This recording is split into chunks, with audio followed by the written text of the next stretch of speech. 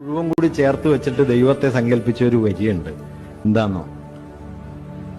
അടുത്തു നിൽപ്പോർ അനുജന നോക്കാൻ അക്ഷികളില്ലാത്തോർക്ക് അരൂപൻ ഈശ്വരൻ അദൃശ്യനായാൽ അതിലെന്താശ്ചര്യം എന്ന്. നിങ്ങൾക്ക് ദൈവത്തെ കാണാൻ ഒരു പ്രയാസമില്ല. മുഴുവൻ കൂടി ചേർത്ത് വെച്ചിട്ട് ദൈവത്തെ സങ്കല്പിച്ച ഒരു വരിയുണ്ട്. എന്താന്നോ?